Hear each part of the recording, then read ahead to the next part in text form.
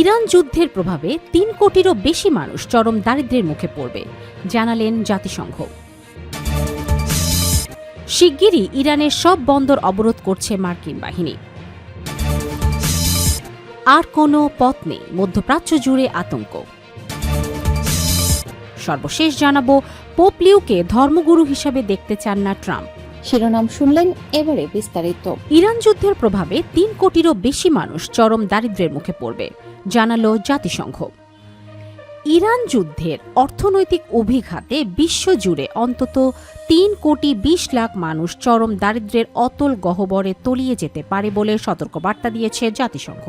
বিশেষ করে উন্নয়নশীল দেশগুলো এই সংকটের কারণে সবচেয়ে বেশি ক্ষতিগ্রস্ত হবে বলে আশঙ্কা করা হচ্ছে। একটি ভঙ্গুর যুদ্ধবিরতি নিয়ে চলমান অনিশ্চয়তার মধ্যেই সোমবার ১৩ এপ্রিল জাতিসংঘ উন্নয়ন কর্মসূচি UNDP তাদের একটি বিশেষ প্রতিবেদনে এই ভয়াবহ তথ্য প্রকাশ করেছে।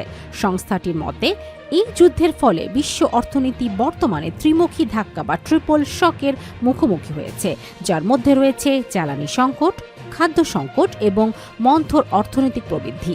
ব্রিটিশ সংবাদ মাধ্যম দ্য গার্ডিয়ানের সাংবাদিক রিচার্ড পার্টিংটন এই প্রতিবেদনটি নিয়ে বিস্তারিত তথ্য তুলে ধরেছেন। শিগগিরই ইরানের সব বন্দর অবরোধ করছে মার্কিন বাহিনী। মার্কিন সামরিক বাহিনী বলেছে সোমবার থেকে তারা ইরানি বন্দরগুলো অবরোধ করা শুরু করবে, তবে হুরমুজ প্রণালী দিয়ে অন্য দেশে যাতায়াতকারী জাহাজ চলাচলে তারা বাধা সৃষ্টি করবে না বলে জানিয়েছে খবর বিবিসির। তবে ইরানের পার্লামেন্টের স্পিকার মোহাম্মদ বাঘের গালিবাফ বলেছেন, ইরান হুমকির মুখে নতি স্বীকার করবে না। মার্কিন সেন্ট্রাল কমান্ড জানিয়েছে যে ইরানি বন্দরগুলোতে প্রবেশ ও বের হওয়া ট্রাফিক অবরোধ সোমবার স্থানীয় সময় সকাল 10টা GMT সময় দুপুর 2টা, যা বাংলাদেশ সময় রাত 8টা থেকে শুরু হবে।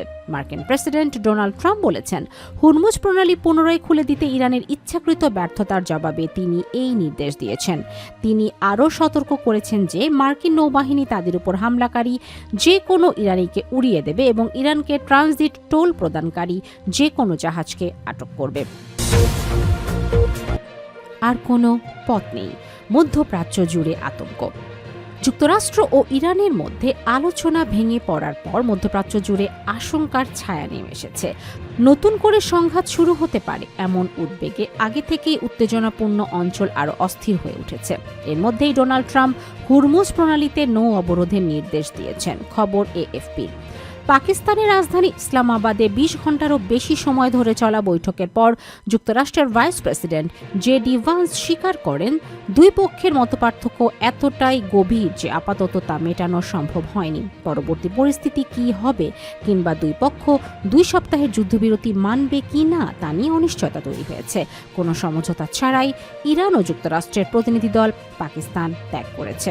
দোহা ভিত্তিক 32 বছর বয়সী অর্থনৈতিক পরামর্শক আয়শা বলেন, যে কোনো মুহূর্তে পরিস্থিতি বদলে যেতে পারে। এখন প্রতিদিন কি হয় সেটাই দেখার বিষয়। পোপ লিওকে ধর্মগুরু হিসেবে দেখতে চান না ট্রাম্প।